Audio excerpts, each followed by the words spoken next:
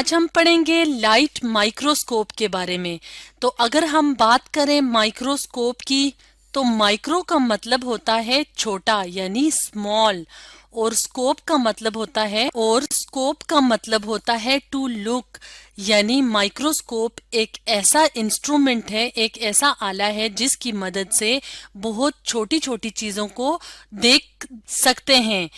और light microscope कौन सा माइक्रोस्कोप होता है? लाइट माइक्रोस्कोप ऐसा माइक्रोस्कोप होता है जिसमें हम छोटे छोटे ऑब्जेक्ट्स को देखते हैं विजिबल लाइट और मैग्नीफाइंग ग्लास की मदद से।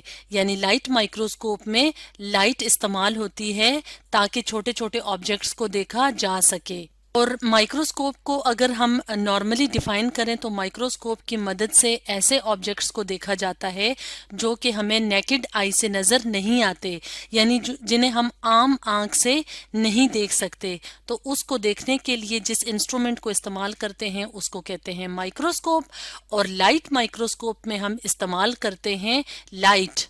तो आज की वीडियो में हम लाइट माइक्रोस्कोप के बारे में डिस्कस करेंगे, लेकिन माइक्रोस्कोप के डिफरेंट पार्ट्स को समझने से पहले हम कुछ इम्पॉर्टेंट टर्म्स को देख लेते हैं जो कि हम माइक्रोस्कोपी में इस्तेमाल करते हैं। तो सबसे पहले हम बात करते हैं वर्ड मैग्निफिकेशन की।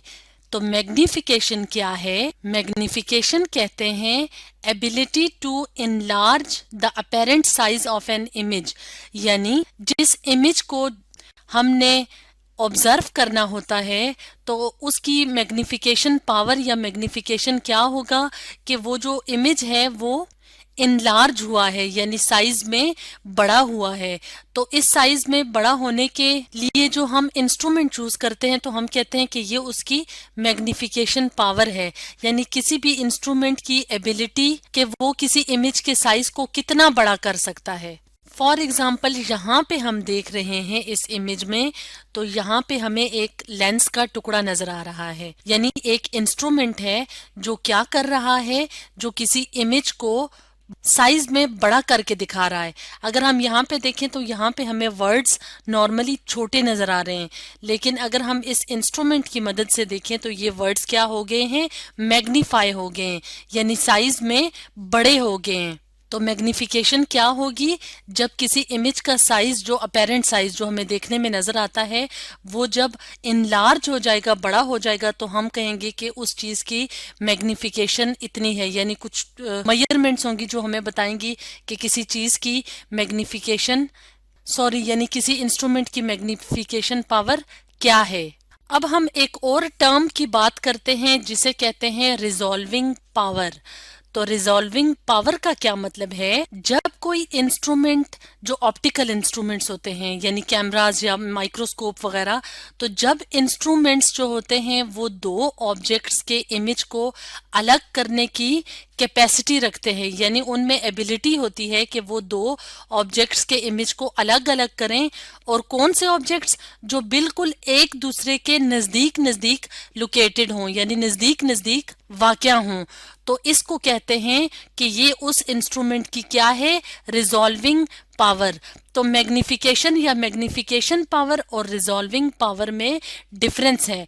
तो मैग्निफिकेशन में इमेज बड़ा तो हो जाएगा, यानी साइज में वो बड़ा तो हो जाएगा, लेकिन अगर उस इमेज में मुख्तलिफ पॉइंट्स हैं तो जरूरी नहीं कि मैग्निफिकेशन से वो चीजें अलग हो जाएं।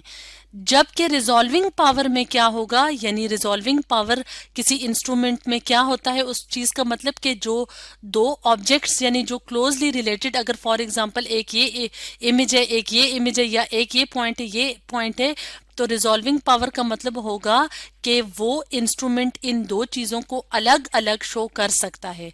तो रिजॉल्विंग पावर को भी हम एक डायग्राम की मदद से देख लेते हैं। अब हम इस इमेज में देखते हैं कि रिजॉल्विंग पावर का मतलब क्या होता है। तो जैसे यहाँ पे ये क्या है? ये एक इमेज है। तो अब इस पॉइंट पे हमें ये सिर्फ एक ऑब्जेक्ट नजर आ रहा है, यानी ये सिर्फ एक चीज नजर आ रही है। जबकि जिस इंस्ट्रूमेंट की रिजॉल्विंग पावर हाई होगी यानी ज्यादा होगी, तो वो इस इमेज को क्लियरली दिखाएगा। तो जब क्लियर नजर आएगी तो क्लियर नजर आने पे हमें ये पता चला कि ये एक चीज नहीं थी बल्कि ये दो चीजें थी। तो रिजॉल्विंग पावर का क्या मतलब है कि जो दो चीजें क्लोजली लोकेटेड होती हैं, एक दूसरे के पास पास होती हैं, तो रेजोल्यूशन से वो चीजें अलग अलग नजर आती हैं। तो जितनी किसी ऑप्टिकल इंस्ट्रूमेंट की रेजोल्यूशन पावर ज्यादा होगी उतनी क्लियर हमें वो चीजें नजर आएंगी, यानी वो इमेज अलग अलग नजर आएंगे। अब हम बात करते हैं एक और टर्म की जो कि है लेंस। तो लेंस क्या है? लेंस होता है पीस ऑफ ग्लास जो कि इमेज को देखने के लिए इस्तेमाल होता है। जैसे कि अगर हम इस इमेज में देखें तो हमें यहाँ पे ये क्या नजर आ रहा है? ग्लास का एक टुकड़ा नजर आ रहा है। तो ये क्या है? ये लेंस है जो कि इमेज को देखने के लिए इस्तेमाल होता है। तो माइक्रोस्कोपी का वर्ड कब इस्तेमाल किया जाता है या किस चीज के लिए इस्तेमाल किया जाता है? माइक्रोस्कोपी का वर्ड रिलेटेड है माइक्रोस्कोप से, यानी वो स्टडी जिसमें हम चीजों को व्यू करते हैं या देखते हैं माइक्रोस्कोप की मदद से। और किन चीजों को देखते हैं? ऐसी चीजों को देखते हैं जिन्हें हम नेकेड आई से यानी आम आंख से नहीं देख सकते, तो उस स्टडी को कहते हैं माइक्रोस्कोपी। तो अब हम बात करते हैं लाइट माइक्रोस्कोप के डिफरेंट पार्ट्स की। तो इस डायग्राम में हम एक लाइट माइक्रोस्कोप देख रहे हैं जिसके क्या हैं? जिसके मुख्तलिफ पार्ट्स हैं। अब हम वन बाय वन करके इन पार्ट्स को डिस्कस करते हैं। सबसे पहले हम बात करते हैं आई पीस की। तो आई पीस के अंदर लेंस मौजूद होता है और ये वो लेंस होता है जो हमारी यानी ह्यूमन बीइंग्स की आईज के क्लोजेस्ट होता है, यानी आई पीस की मदद से हम चीजों को देखते हैं।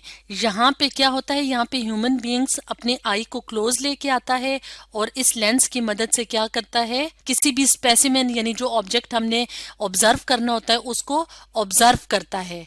अब नेक्स्ट पार्ट है आर्म। तो आर्म कौन सा हिस्सा है? आर्म कनेक्ट करता है बॉडी ट्यूब को, यानी ये जो सारा ये वाला पार्ट है इसको कनेक्ट करता है बेस के साथ। अब हम बात करते हैं एक और लेंस की जो है ऑब्जेक्टिव लेंस।